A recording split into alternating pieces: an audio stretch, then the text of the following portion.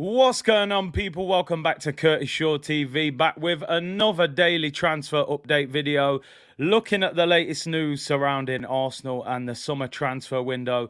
The window has been open for 48 hours now. Still no movement surrounding Arsenal. Huge summer. Who are we going to bring in, people? First of all, big up to everyone for tuning in today. Happy Sunday wherever you are in the world. And thank you very much for all of your support on these pre-recorded videos. The likes, the subscribes, the comments, the super thanks, sharing the video around. I really appreciate it. And we'll be heating up this week with more live streams and stuff like that. The fixtures do come out on Thursday, I believe. So we'll delve into that during the week. Let's get started, people. The main news today, and the player we've been linked with, is West Ham winger Jarrod Bowen. According to reports, it says Arsenal have opened talks with Jarrod Bowen's reps over a potential move. Bowen features on the club's list of potential transfer targets. It's coming from a podcast called TBG in England. They do interview a lot of professional footballers. And listen, players talk to friends and say, listen, I'm talking to them. They've spoken to my agent. It's not a brilliant source of information. So I wouldn't completely say that this is something that's going to happen. Broads will be delighted with this one. He's a big fan of Jarrod Bowen. He's always wanted him at Arsenal. Jarrod Bowen, 25 years of age, left-footed right winger, 12 goals and 10 assists in 36 games this season in the Premier League. He's now in the England squad, got 2 caps for England. They signed him from Hull City in the Championship. And listen, Jarrod Bowen, for me, is a player that is getting better and better and better the more time he plays in the Premier League. He's scored goals this year. He's found his way into the England squad. And I can understand why clubs would be interested in him. I think Klopp was looking at him before he signed Luis Diaz. For me, I'm going to be totally honest. If we signed Jarrod Bowen, I would take him. But West Ham apparently wants £65 million for Jarrod Bowen. Now, I think for 65 million, you can buy a better winger than Jarrod Bowen. That's not me being snobby. I just think you can go and get a Gnabry. You can go and get somebody like that for 65 million pounds. So for me, Jarrod Bowen, I think, is a good player. I can understand why clubs are looking at him. But for me, I wouldn't be spending 65 million on Jarrod Bowen. I can't lie. So, but let me know in the comments what you think, people. Jarrod Bowen, would you take him? I just think there's other options out there that I would go for ahead of him. But if we signed him, I certainly wouldn't be complaining. So let me know on that one, people. Let's talk about Gianluca Scamacca, the Italian striker. 23 years of age, big tall striker, 6'4". Played for Italy last night against England, and anybody who was unfortunate enough to watch that game, my apologies, because that is 90 minutes you can't get back. That was a shocking game. You might as well have watched paint dry. But Scamacca is what I'm now calling Scamacca. Gianluca Scamacca. Very reminiscent of Marouane Chamakh. Now, listen, I'm doing him dirty here. Listen, it's very hard to judge a player based off 90 minutes. But he certainly didn't excite me in any way with what I saw yesterday. The tall striker, it's been said, is willing to leave Italy. And he's prepared to move abroad this summer. 16 goals last season, no assists in 36 games, which I think is very interesting. Is his link-up play still leaving a lot to be desired? So anybody who watched that game last night, let me know what you think. But listen, if you've seen more of him, let me know. I don't really want to judge him just purely based off one game. I think he played 77 minutes before he was substituted, but certainly wasn't the most exciting of games to watch him. Let's talk about somebody who is leaving the football club. Fabrizio Romano has confirmed Gaetano Guendouzi's move to Olympique Marseille will be completed for 11 million euros. Absolutely shambolic deal that was, for sure. Marseille put a tweet out saying how good a season he's had. 5 goals and 14 assists, 19 goal contributions in the French squad. £9 million. I mean, Arsenal are the type of club to swap £10 for 20. They just don't know how to do business. But Gaetano Guendouzi did an interview last night, and this will not please Arsenal fans. He was asked about his teammate, William Saliba, and Guendouzi said, William Saliba now has Marseille in his heart, and I'm sure he will come back to Marseille next season, so I'm going to try and push again for him to stay with us. Guendouzi, you're not going to be the most liked by the Arsenal fans making comments like that. But listen, we got to take it with a pinch of salt. Saliba, the man himself, said, you know, that he was coming back to Arsenal next season. I think Guendouzi's just trying to stir the pot a little bit.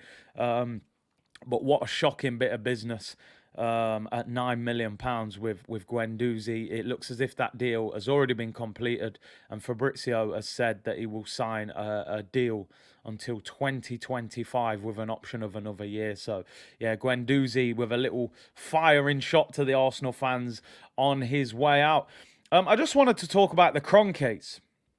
The Kroenkes. Now, isn't it interesting, people, that we're sitting here as Arsenal fans and we're saying, can we sign, can we sign Tielemans? Can we sign Jesus? Can we sign Gnabry? Can we sign these players? And a lot of people saying we can't afford them. We can't spend all this money in one window. Now, I'm not an American football fan, so anybody who knows a little bit more about the LA Rams, let me know. But somebody sent me an article. LA Rams won the Super Bowl, and they've just signed contracts for two players. One player is called Donald, and one player is called Cooper Kupp, I believe. Let me know in the comments, obviously, if you know more about this than I do. Donald's contract is $95 million, and Kupp's contract is $80 million. These are two of the first bits of business that they've done after winning the Super Bowl. So you've won the biggest prize already, and you've gone and dropped $175 million on two players. I'm sure they'll get others in as well. And we're here saying, can you give us 40 million to sign Gabriel Jesus? Can we get 30 million to get Youri Tielemans? I mean, we are literally the side dish in Nando's. We are the coleslaw. We are the sweet corn.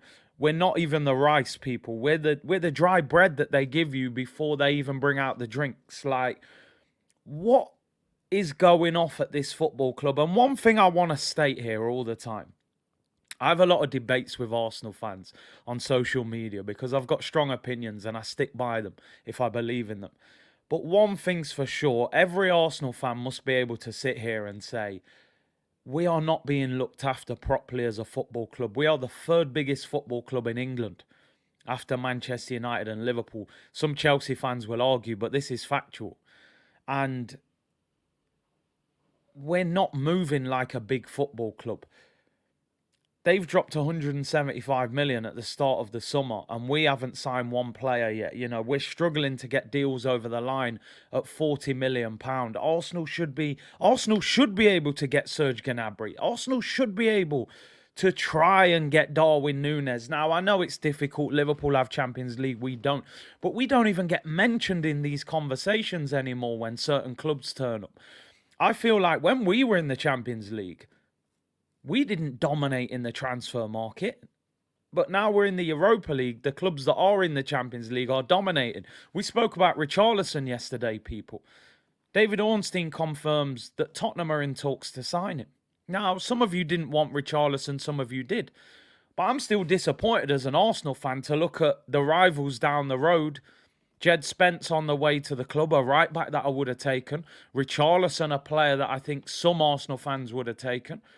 And we're sitting on our hands again and doing nothing. Some people say it's early in the window. That's fine. But I think when you're playing catch-up, you need to be the most proactive. You need to show other people, that Arsenal, man, they mean business this year. Look who they've just gone and signed. They've signed Serge Gnabry. They've signed, players that look like they're going to push them to their next level. How many days are we going to be sitting here this summer talking about Gabriel Jesus, Youri Tielemans, Serge Gnabry? I want to see players turn up. There's no problem when the new kit needs to drop. That drops on time. When it comes to transfers, we have to sit around, wait and be patient. I've said many times, people can say, the Kroenke spend money.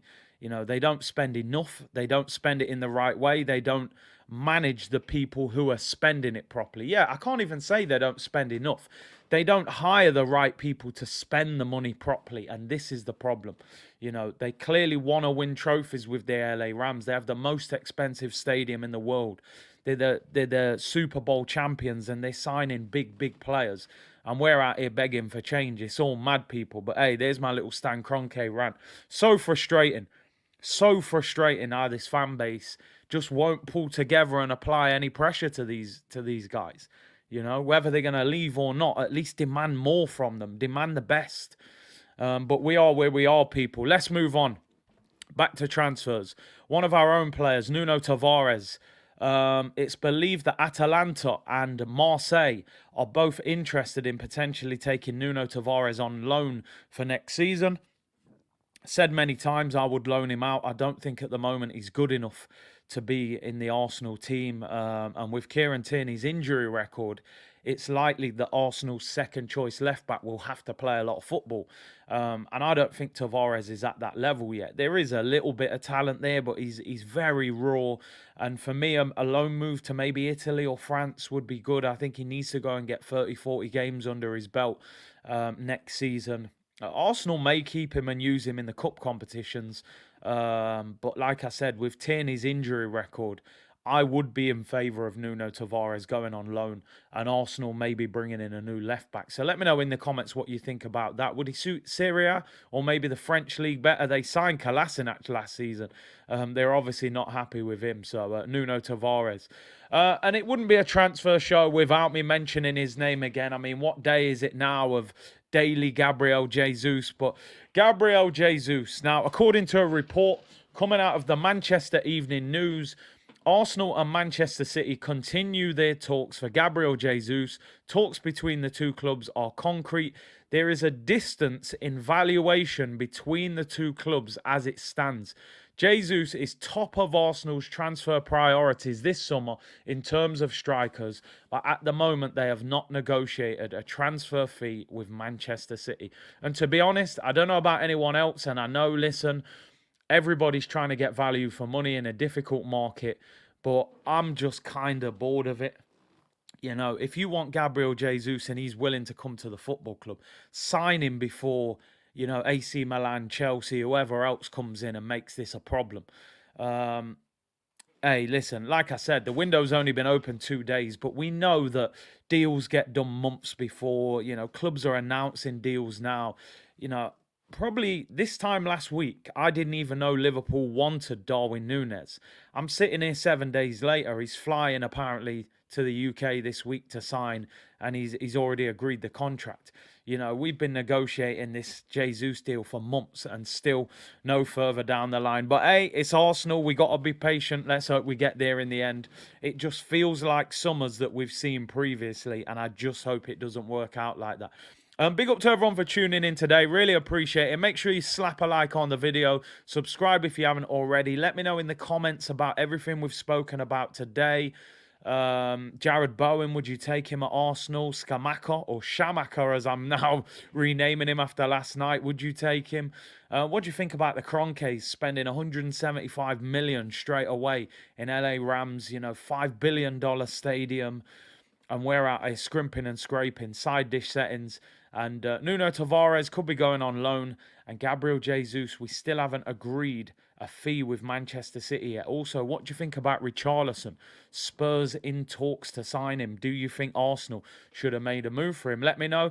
Make sure you enjoy the rest of your Sunday, people. I'll be back again tomorrow. And I will see you all soon, people. Bless.